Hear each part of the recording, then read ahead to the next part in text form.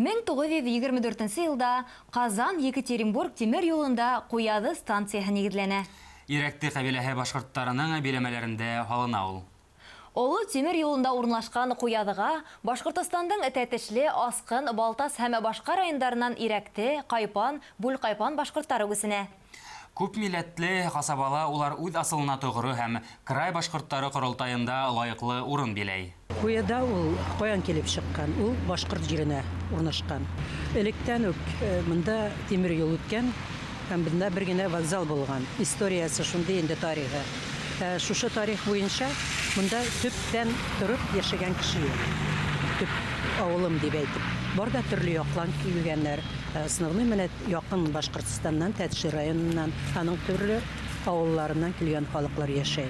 Һәм Барда районыннан да барлар. Алар да бит инде башкортлар. Мин үзем башкирка. Менә последние елларда бит инде паспортларны бирәләр.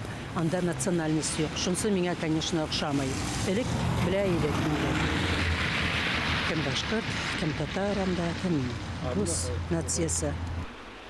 Куяды станциясынан Рәсәйдән бар төбәкләренә лә поездар йөри. Вакытында ул көчле йөк ташу үзеле һаналган. Касабалагы урман хуҗалыгында гына 700 кеше эшләгән. Иген, ит, һөт җитештерү, алга киткән касабала яшь гаиләләр төпләнгән. Марсель Мөгаллим улының ата-бабалары Тәтешле районының Кашкак авылыннан. Үзе Аксәйиттә туган. Аксәйиттән Куядыга тура юл менән 7 генә чакрым. Зур кызымның да инициативасы, минең дә все-таки бит беләсе килде, кемнең каян килеп чыкканын. Кем җиде буынга хәтле барысында беләсе килде инде. Шуннан әкренләп менә Милгат абый мәрхүм бик ярдәм итте инде. Барысында сөйләп, китаплар, нидә дәфтәргә язып, аннан кире нитеп, шуннан соң монда җиткәч инде кызыма ебәрдек. Аннан уже эшләрен диде. Архив эшләре. Аны яшереп торып булмый инде. Ничек мин аны кем белән шул хәтле нейне? Ато обычно әйтәләр, үзең төзегән, үзең иткән булсын дип. Анда бит с потолка алынмаган бу архив дөп-дөрес ниләр. Батша заманындагы 1795 елгы ревизия мәгълүматлары буенча Кашкакта 30 йортта тик башкортлар гына яшәгәнлеге күренә.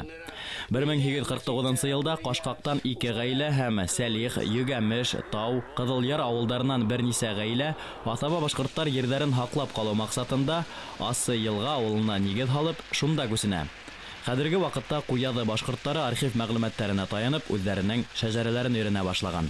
Менә безнең нәсел башлана Якубтан, ул Кайпан районыннан, Яңа Кайпан авылыннан Ибрахим гасыр башында 20нче гасыр башында күчеп утырган гаиләсе белән Бәдрәш авылына, Бәдрештә туган аның балалары менә безнең линия шушында килә, менә монсы минем инәй, менә без бер туганнар, менә монсы минем балаларым. Бынан берничә ел элек крайда тамырдарыңды һәм ырау тамгаңды беләһеңме дип аталган конкурс игълан ителгәйне. Күп гаиләләр шул сакта үз сыгышына игътибар иткән. Якташлар, милләттәшләр монда күп, Аксәйит авылыннан, Илмәт авылыннан, Чокыр авылларыннан, Тәтешледән монда бик күп башкортлар яши. Без аралашып яшибез, бер-беребезне беләбез. Миңа бик нык ярдәм итә шәҗәрә төзүдә. Олыларның сүзләре, истәлекләре, шуннан танып китабы Салават Хамидуллинның, шулай ук интернет, туган тумачалардан сорашып, төрле кешеләр турында сорашып, әкертен генә электән килгән, буатлар азагыннан килгән, башыннан килгән пазл кебек шәҗәрә җыйдым бүгенге көнгә. Улар Пермь крае башкортлары корылтайы йылыштарында шәҗәрәләре менән сыгыш яһай. Автор родословной является Томас Нигаматчанов. Он является двоюродным братом моей мамы. И здесь, на этой родословной, я нахожусь вот здесь. Так как мне попала эта родословная, я надеюсь ее продолжить усовершенствовать. Где-то, может быть, копнуть глубже, но и распространять дальше эту родословную своим детям и внукам. Кемдер Кайпан кабиләһенә караһа, кемдер Ирәкте рауына карай. Шәҗәрәләр борынгы буындарга тоташа. Упоминается один из наших дальних родственников, Галичукры, который является также родственником Исан Бабай, или называли Хасан Бабай, а также отношение имеет к ним мой дед. Когда уходил на Великую Отечественную войну, пообещал, если он вернется живым, он будет ухаживать за могилой Хасан Бабая, что и он и делал в свои годы. Могила находится между деревней Новочукурово и Старочукурово. Бынан тиҫтә ел элек ҡуяҙыла шәжәрәләрҙең нимә икәнен дә белмәһәләр, хәҙер уларҙың хаҡлығына шик юҡ. Был эштәрҙең барыһы ла район ҡоролтайы эшмәкәрлегенең һөҙөмтәһе тиергә була. 15 ел булды, былтыр 15 йыллык юбилейны үткәрдек. Ҡоролтайыбыҙҙың рәйесе булып мин 12 йыл торамын. Бөгөнгө көндә шушы ойошманы җитәкләймен. Үзебезнең ойошмада 4 ансамбль бар. Сандуғаш ансамблена 15 ел булды былтыр. Шуның юбилей кичәсен үткәрдек.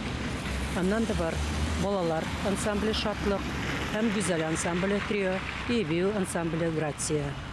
Костюмнарыбыз бар. Ҡоролтай рәйесе Пермь крайының Рәсел Тимерғазиевичның ярдәмлеге арҡасында без бик күп эшләр башҡарабыз. Ул һәр ваҡыт ярдәм ҡулы сузып тора.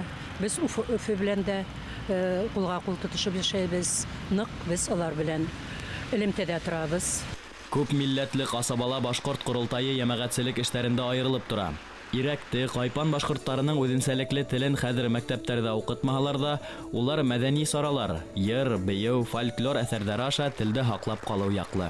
Башҡорт теле өйрәнергә тырышып ҡарадык. 2 йыл элек Маныш татар башҡорт ауылында булдык, ойошторҙоҡ. Башҡорт теле уҡытыусысы балалар белән эшләде. Балалар йөрҙөләр, шиғырлар өйрәнделәр. Менә уҡыу йорто булмаған өсөн, помещение булмаған. Арҡасында безнең бу эш туҡталды. Ә уҡытыусыбыз өйөндә бу эш белән заниматься итте. Балалар теләп йөрөдөләр. Но мәктәбебездә, урта мәктәп булса да, безнең телебез уҡытылмай. Шунсы бик начар. Ә балалар Дом творчества дип әйтәм инде. Анда безнең телебезнең җырларын өйрәнәләр, биюләрен, Шатлык ансамбленә йөрөйләр. Һуңғы йылдарҙа Ҡуяҙыла күп сәнәғәт хужалыҡтары ябылған. Ир-егеттәр ситкә сығып эшләй. Ғаиләләрҙең Пермь, Ижевск кеүек ҙур ҡалаларға күсенеүе күҙәтелә. Балалар тыуымы кәмегән. Әммә халыҡ һанын алыу исәбе буйынса ҡасабала башҡорттарҙың һаны кәмемәгән. Был үҙе үк милләттәштәребеҙҙең ергә ерегеп йәшәүе тураһында һөйләй.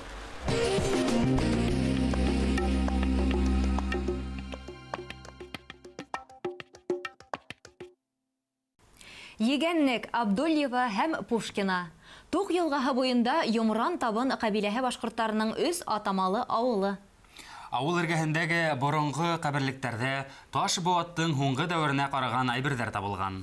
Улар араһында түрәлек һәм дәрәжә билдәһен белдергән болан башы формаһындағы таяҡ та бар. Археологтар билдәләүенсә, бындай ҡомартҡы элекке Советтар Союзында тик 3 урында ғына, Балтик буйы илдәрендә, Кавказда һәм Туҡ буйында табылған. Ниндәй дәрәжәне белдерә ул? Киләһе яҙма Ырымбур өлкәһе Красная гвардия районы Егәннек ауылынан әҙерләнде. Обратите внимание на шестичасальный станок. Этот экспонат был найден школьниками при сборе металлолома. В 90-х годах принцип его работы. На барабан наматывалось 6, барабан вращался и 6 чесалось. Иң ҡәҙерле ҡомартҡылар һаҡланған был музейға 1986 йылда мәктәп музейы статусы бирелгән. Йәғни бындағы һәр бер әйбер теркәлгән һәм улар һаҡлана. 3 исем менән аталған Башҡорт ауылы, Абдульева, Егәннек, Пушкин ауылы халҡы өсөн музей бик тә ҡәҙерле. В течение многих лет на территории Ивановской стоянки Красногвардейского района проводились археологические раскопки. Относятся к эпохе позднего каменного века и начала медно-каменного века. Фотографии, те, которые вы здесь на стенде у нас есть, они как раз и показывают те предметы, вещи, которые были найдены на этой территории. Это фотографии 1981-1982 годов археологических раскопов. Здесь есть керамика, есть погребение. Есть погребение, которое было открыто около поселка Пушкинский. в 1982 году, и там нашли жезл в виде головы лося. Тук буе авылдары янындагы каберлектер бернисәү. Оренбур педагогия университеты профессоры, тарих фәннәре докторы, археолог Нина Мургонова тарафынан оештырылган экспедицияларда авыл халкы катнаша. Атап әйткәндә, Егәнлек мәктәп музейына нигез һалучы педагог, география укытучысы Рамазан Кунакбай улы Кучаев был эштән читтә калмый.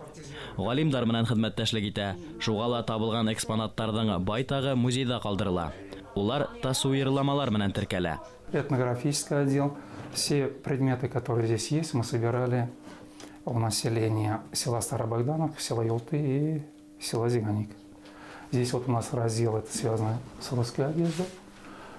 Этой вот одежды мы собирали у бабушек, и они говорили, что данные вещи им достались со своих бабушек.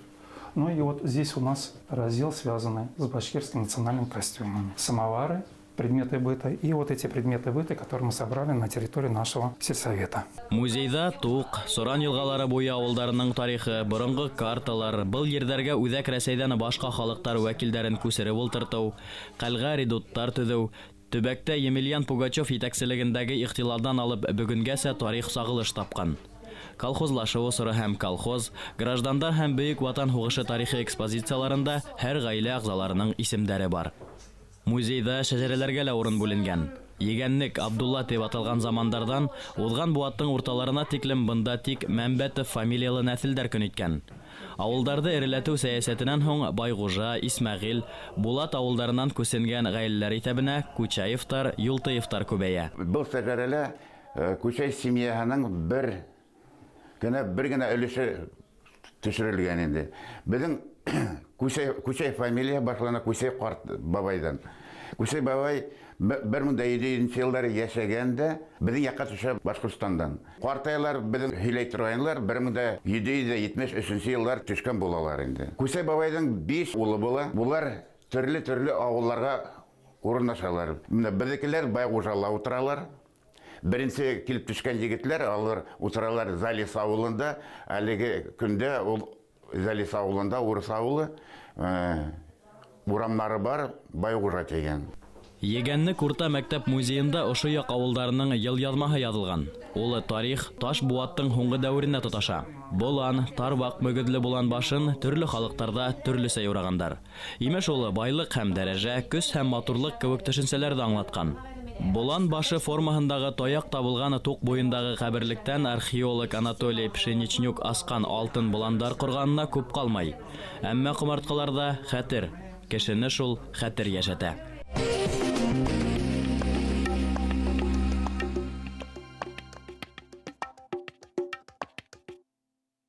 Белемле еңер тигән халык. Башкортлар тапшыруы һеҙгә аҙна һайын тарихи мәғлүмәт һәм замана яңлыҡтарын еткерә.